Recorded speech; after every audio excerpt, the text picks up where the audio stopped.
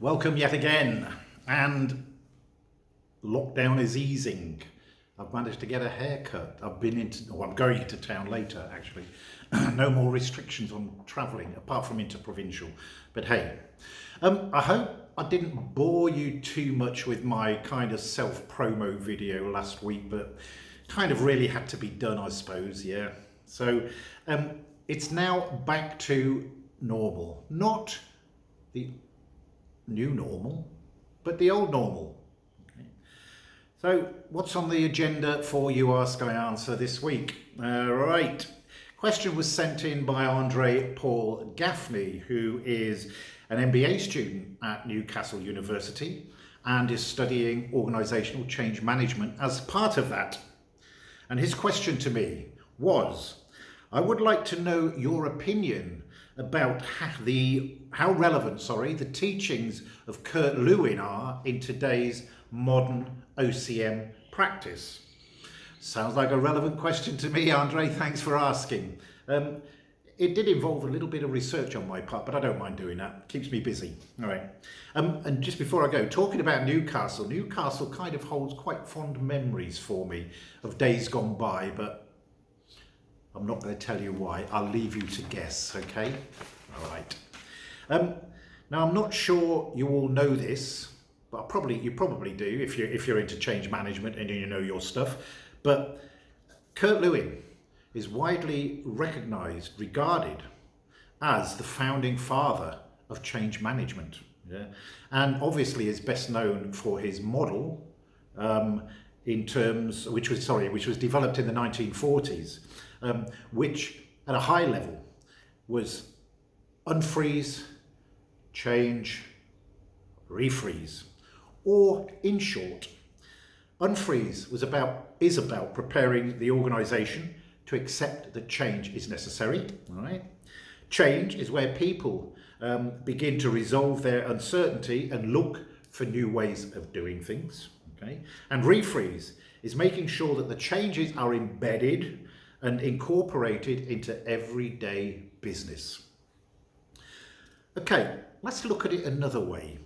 Think of a large ice cube. Ice Cube, he was a rapper, wasn't he? I think so, yeah. Anyway, sorry. Think of a large ice cube and you actually want a cone of ice. Okay, what do you actually do? How do you change them? All right, quite easily. Think about Lewin's model. First, you melt the ice, yeah, and make it amenable to change, unfreeze. Secondly, you pour the ice water into the mold you want, the cone-shaped mold, change. And finally, you solidify the new shape, cone, refreeze. Kind of simple really, isn't it? But on the question of refreezing, freezing, all right, refreezing was actually originally called freezing. But was rephrased in a 1950 conference paper by Lewin's former student Leon Festinger. Did you know that? I didn't, but I do now, having done my little bit of research. All right.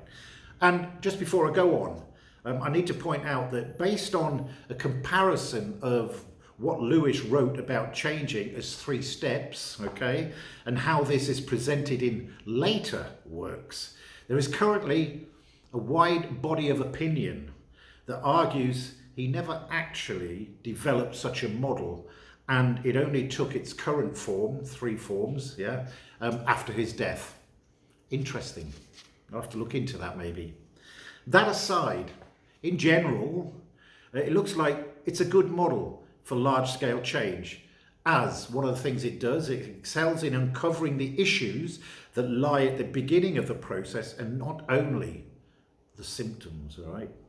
This is why most of the model lies at the core of any change management process, which is especially seen in the concept of as-is, or old ways of working, and to be, new ways of working.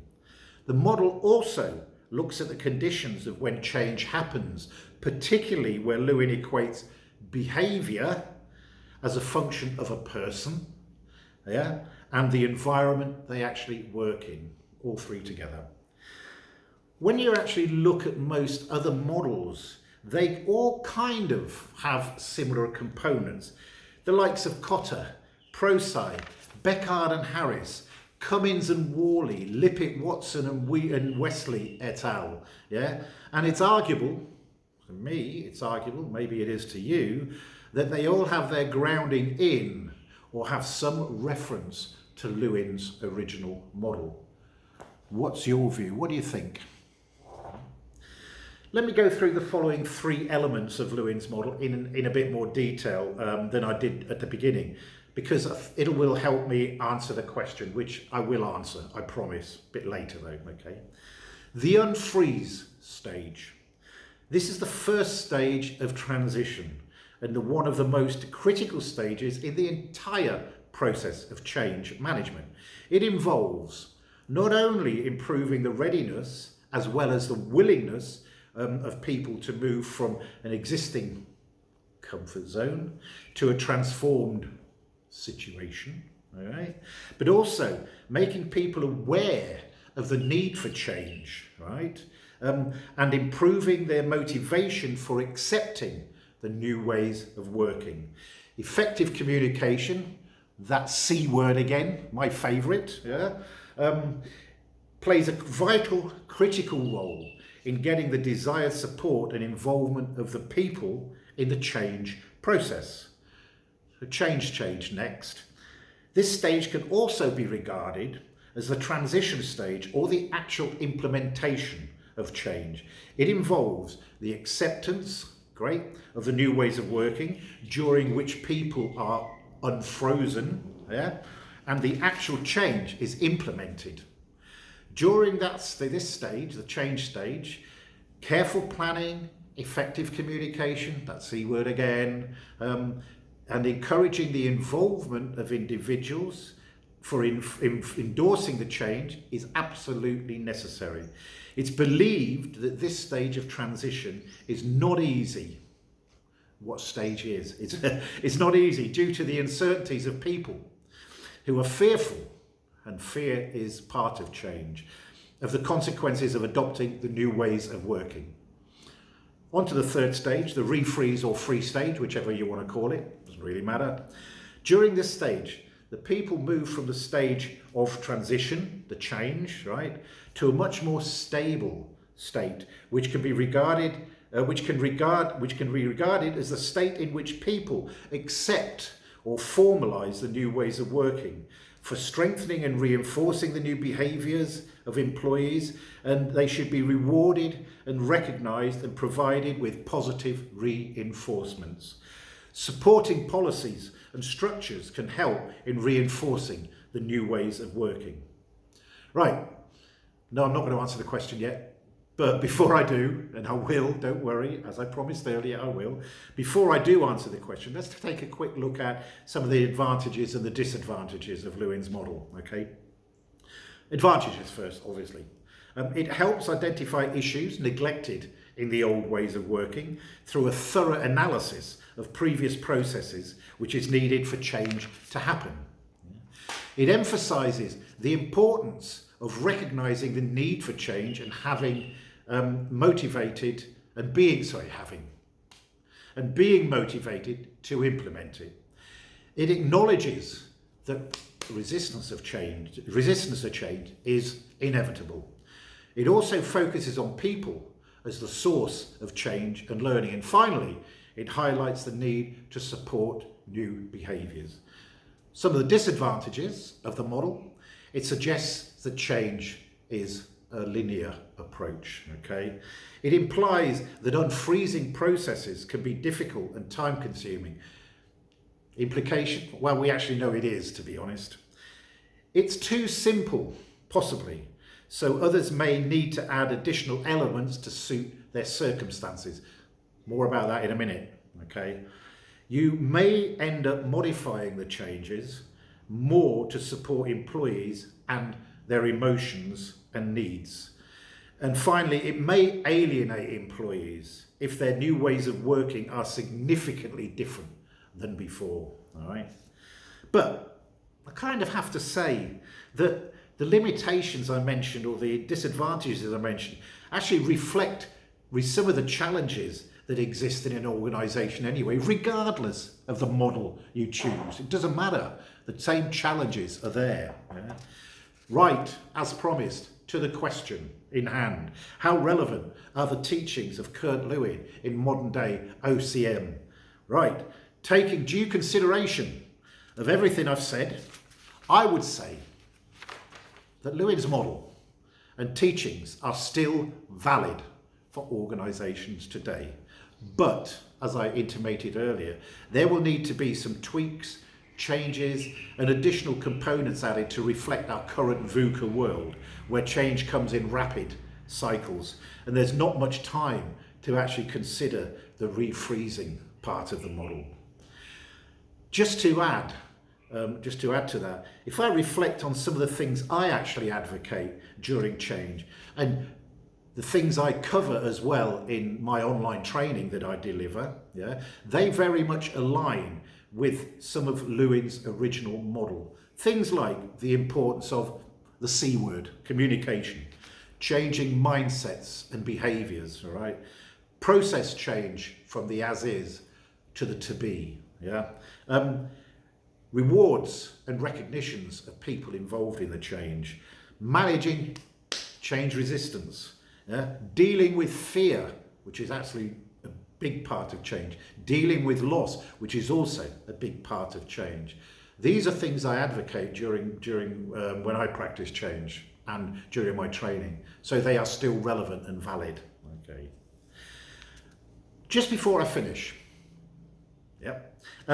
let me get on to one of my favourite hobby horses, and it's around the use of models and methodologies in general. Yeah? Unfortunately, there is a tendency to get overly focused on models and methodologies. Yeah? They are actually no substitute for an experienced change agent because, as we know, or we may not, but I'm sure we do, change is high risk, it's complex, and it's dynamic. Yeah? It's often messy and painful. It's fraught with problems. And guess what? It's associated with the unpredictable behaviour of people. Oh, what a surprise. Sorry.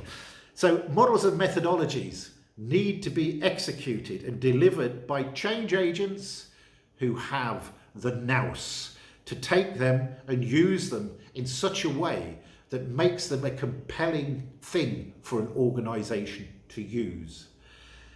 Unfortunately, they sometimes only serve to restrict change managers' ability to be innovative and creative. You know? No one size fits all right? So please, let's not just get hung up on one way, because there are many ways out there and each are relevant, yeah? Each have their own strengths, each have their own weaknesses, just like Lewin's model, advantages, disadvantages. So models and methodology should not, absolutely not, be used as the be-all and end-all in a change initiative, because, as I intimated earlier, when managing change, you need to be flexible, intuitive, nimble on your feet, quick, etc. I think that's called agility, isn't it? There's another question there. What is Agile OCM? No, it's all right. I've answered that question in an article. All right. So what's the answer? One answer, I think, is to actually create a bespoke change approach. Notice the change in narrative from models and methodologies to approach. Yeah? For an organisation that builds on what they already have in place, right, which can be dovetailed with tools and techniques that the change agent has used previously that they know work, yeah, and where there is a gap in capability within the organisation in relation to those tools and techniques, all right? And also, there's no reason why you can't add thinking from additional models, from other models, sorry, and methodologies. But be careful, only if appropriate to the change initiative being worked in. Sponsors in the C-suite are far more likely to sign up and buy into something they've had a hand in creating and hopefully have signed off, and which has taken due consideration of their organisational culture and the way they do things, as opposed to using off-the-shelf model and methodology. That's the way I've worked in the past, and believe me, honestly, it works. It works a treat because you get that buy-in right at the beginning. Okay. That's it again. Thank you very much for listening to my ramblings. I hope I answered your question adequately, Andre. Don't forget, like, comment, subscribe to the YouTube channel, please. I need more subscribers, and get notified. I'll be back with you again next week with an interesting question again. So I'll see you again then.